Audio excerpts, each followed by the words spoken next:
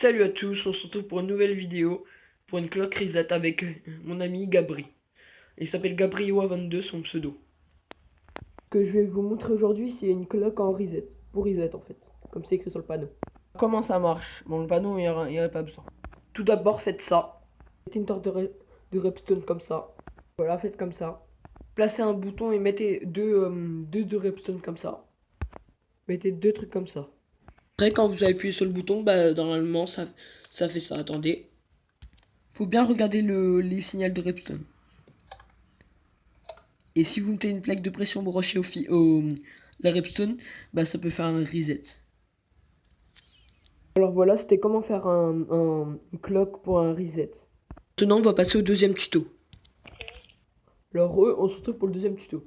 Alors comme vous voyez, c'est une porte à validation avec un code à 3 chiffres. Moi, mon code c'est 285. Je vais vous expliquer le système tout le système de Repstone qu'il y a derrière.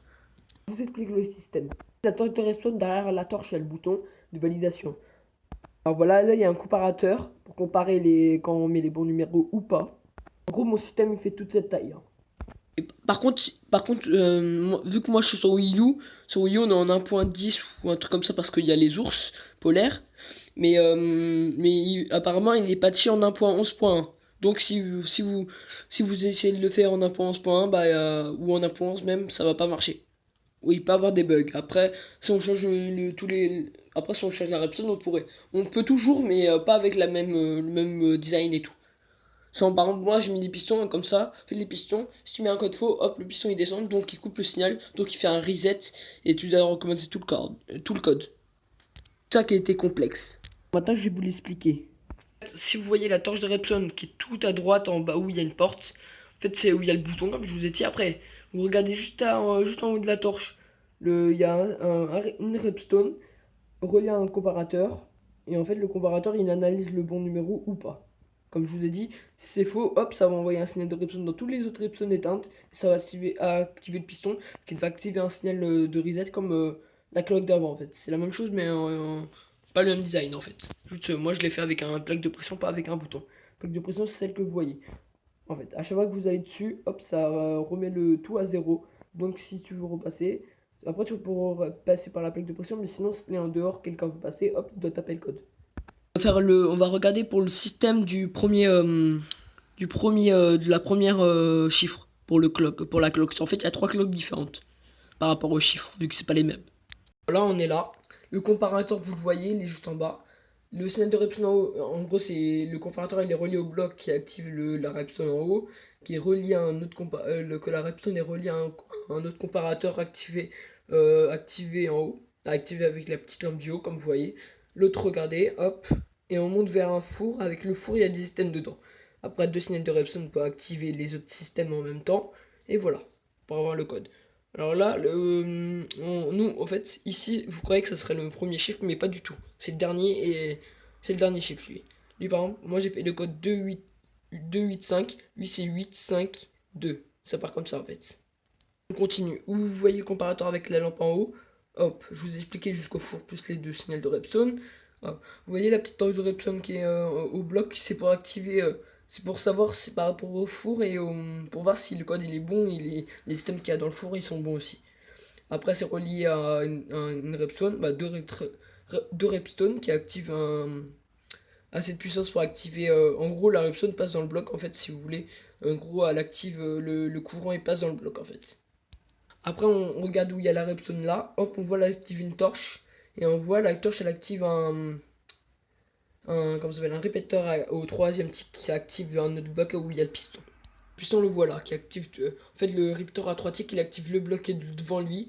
Il active lui du haut avec le courant, comme je vous dis, il passe dedans. Il passe de 1 tick. Donc, si vous mettez à 3 ticks, bah, ça passe plus lentement. Donc, il y a cette puissance pour activer le piston. Le piston, si vous vous demandez, c'est un piston collant.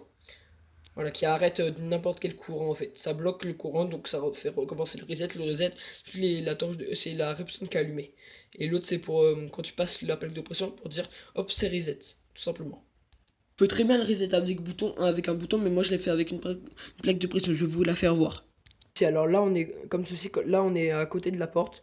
En fait, en dessous de la plaque de pression, il y a le signal de Repson qui est allumé. Et l'autre, c'est pour En fait, il y a le reset avec la plaque de pression plus quand ça ferme en fait. C'est pour ça qu'il y a un courant allumé et un courant éteint, tout simplement.